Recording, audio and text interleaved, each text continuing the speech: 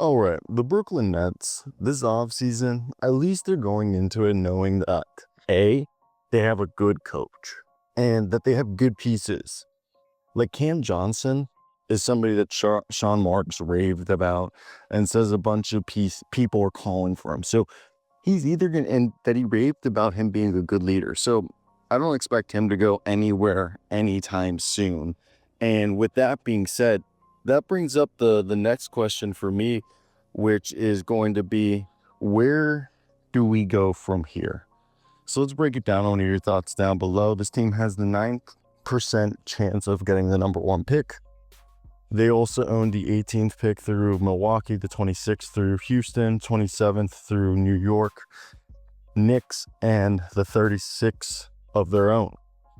Keon Johnson, who actually, I think grew as a player this year, has a team option. So does Tyrese Martin. I would keep both of those guys. DeAnthony Milton's a free agent. Deron Sharp is a restricted free agent. So is Cam Thomas. And then you have Trendon Watford. And then you have Zaire Williams on a restricted free agency. I don't know if he's going to come back. Jalen Wilson's on a team option. And so is Drew Timme, who I expect both to come back. And Tyson, Etienne, and Reese Beekman are restricted free agents. Now, one of the things I want to say is they need to have Noah Clowney stop shooting threes. I also want to hear Brooklyn Nets fans. Going into this season, the big thing was that Noah Clowney had all-star potential, is what the Brooklyn Nets management said. And that's what the beat writers were alluding. So, as fans, do you guys believe that? If that's true, I don't think he's a shooting forward. I think he's more of a defensive rebounding. Maybe even try him out as a center and try to see if he can go the Evan Mobley power forward center switch big route, which would allow you to trade Nick Claxton. Speaking of Nick Claxton, do you trade Nick Claxton? He does not fit the timeline. And it used to be an open secret that the Pelicans were long-term admirers and we're going to eventually trade for him. Now, I don't know if that's going to happen anymore. So, for the first time since 2010, Brooklyn has a draft pick in the lottery. And the Nets, as we said already, had four first-rounders.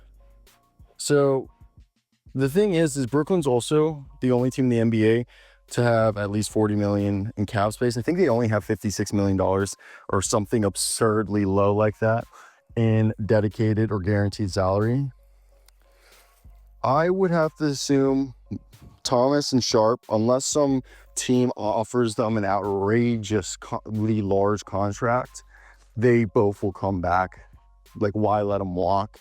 If you're going to eventually move on from them, give them a contract, and then move on from them and get compensated. And with that being said, the Nets will have the $8.8 million room mid-level in the second round pick and veteran minimum exception. They do have $2.3 million below the first apron, and they're not going to exceed that. So the draft, the cap space, and its own free agency is a large part of this. I think when you look around, I think the one free agent people are going to say, oh, Jonathan Kuminga or Quentin Grimes, as Bobby Marks wrote in the preview. I think the guy that they are most likely to be interested in free agency, Santi Aldama. Why? Because Santi Aldama would give them a power forward next to Claxton, and he also fits with Deron Sharp and Cam Thomas. And if they were going to go point guard, Fred VanVleet's the other guy, but I think they're going to bring back D'Angelo Russell, in my opinion. They seem to like him. And Thomas, who had an injury-plagued season, appeared in his fewest games. 25 was his 4-year career. He had 25 points, 3.5 rebounds, 4 rebounds and almost 4 assists a game. And he shot 45% from the field, which is honestly really solid for a guy who plays his style of ball. But the Nets defensively gave up 122 points per 100 possessions when he was out on the floor. So that's where I start to think Cam Johnson, who had career highs in points and field goal percentage, is extension eligible. So he's someone that you could see end up being you know, put up for an extension, because then even if they move him, it makes him even more interesting of a trade candidate because teams will have his roster control for longer. We've talked about this. This team needs shooting, scoring, and defense. They are 28th in offensive efficiency, 26th in three-point field goal percentage, 28th in points in the paints. Claxton took career high 80 jumpers, but only shot 33% on them. They have 16 first-round picks. As I said, this year's free agency class sucks, so you really want to line yourself up to be able to make a move in next year's free agency in 2026. So you don't want to dedicate too much money, and you want to allow yourself that flexibility for then. As we said, I really do believe if you're going to spend money, Santi Alama, and point guard wise, like, I would draft somebody, and if you want to bring a veteran, D'Angelo Russell would be a cheap veteran that if he works there and they like him. So let's just do that. It seems kumbaya. But besides that, yeah, I think you continue. Also, I think a lot of these guys aren't going to be on the roster long term. I really can't see a world in which someone like a Jalen Wilson or a Derek Whitehead or, yeah, like, those guys don't look like they're anything more than bottom of the bench role players. Like, Tyrese Martin intrigues me more than those guys. So to me, right now, it's figuring out who are the long-term role players and keeping cap flexibility and roster flexibility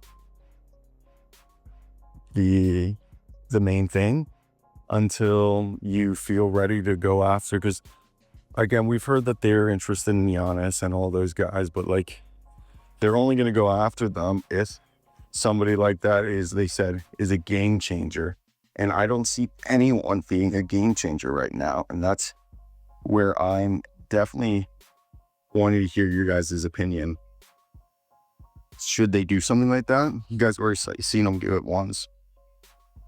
But yeah, that's just my thoughts on that. And yeah, that's it. I think they'll be the most interesting part about all of this, is if they can go ahead and, you know, capitalize on their cap flexibility in the free agency of 2026. So when they do have a bunch of options, they could do something. Or they can also look to facilitate a signing trade, like bring in a Davion Mitchell. But yeah, like I said, Santi Alama is really the only guy that I think is worth pursuing. So let me hear your thoughts down below. That's it for today. Love y'all.